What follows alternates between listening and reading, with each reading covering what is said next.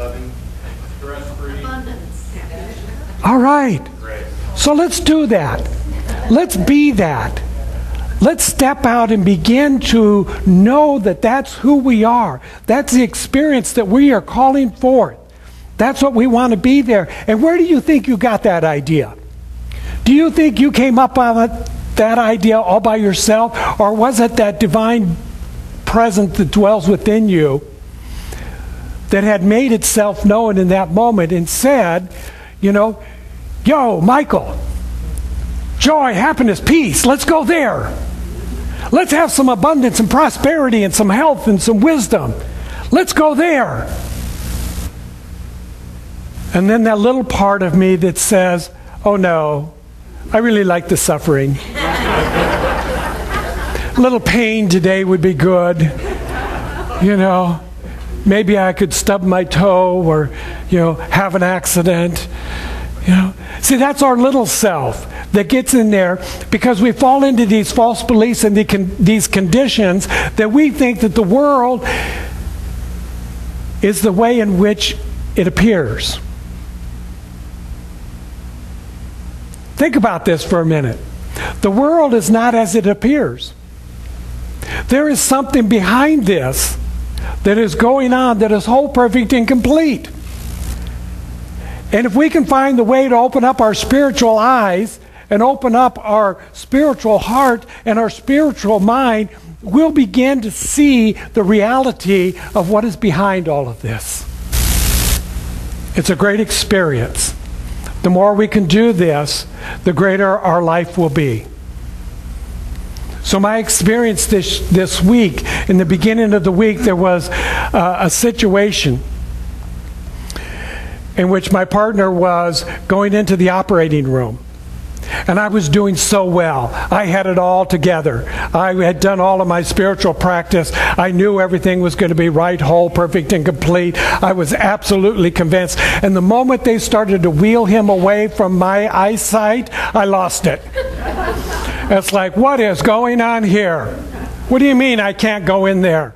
I want to be a part of this. I want to know what's going on. I want to have control over this. You see? Yeah.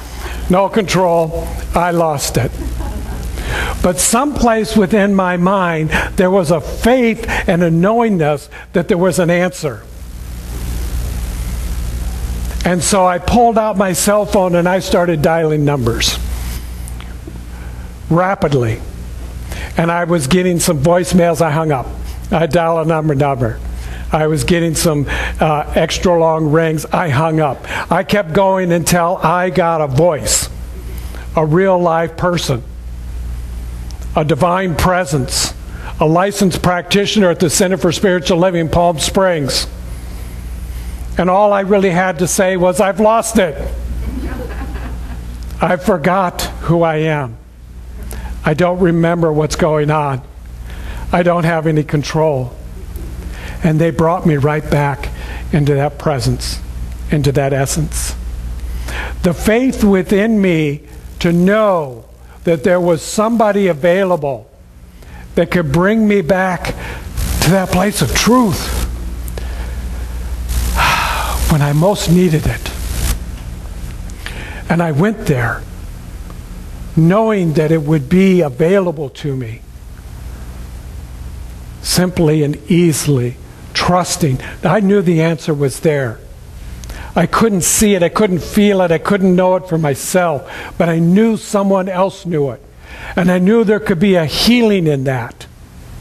And it brought me through the entire week to the experience that we had yesterday at the Center for Spiritual Living, Palm Desert, when this Thursday evening ecclesiastical training, this advanced practitioner class that I've been teaching, where the 6 students graduated and we did a final project and we did, this extraordinary presentation to other ministers and practitioners, and it was fabulous, if I say so myself. And they all got up and they spoke. And I want to give you a little essence about what they said.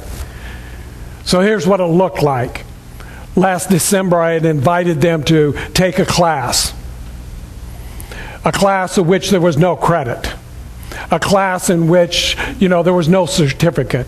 There would be no title, no label, no more initials that you get to add at the end of your name.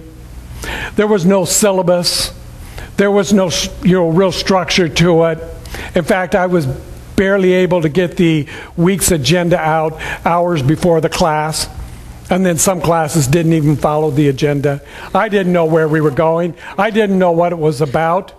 And I wanted them to pay me big money for it too. And in their faith and in their trust and in their conviction, they showed up. And they participated. And each and every one of them said, and my life has been transformed in a way that I would never have believed. They admitted that they came into the class with some hesitation. What do you mean there's no syllabus? What do you mean there's no outline? What do you mean you're not going to tell me what the books are until after you brought it forth? What do you mean we're just going to show up and trust that you have something worthwhile to say? And then you want us to pay for that too. But the truth of it is that they each showed up with the essence and the presence of who they are. And so my work was easy because all I had to do was to open them up to being the experience. Whatever I say up here on Sunday is only my experience of what I know. If you have opened up for you to hear something, then you will transform your life. You will heal your conditions. You will move to a greater place because you're the one that has made the choice to move to someplace greater. Not because of anything that I have done, but because of what you are doing. And I know this because when I stand at the receiving line as people are walking out and people are saying, oh, that's the greatest message I have ever heard. And I loved what you said about this and this and this. And I'm going, I said that? And the next person comes along and says, I'm not so sure what you meant by this and this and this. And I'm like, well, I don't know. Talk to him because he got it. So it's not about me. It's about where you are in your consciousness right here and right now. It's about your wakening up to the presence that is within you.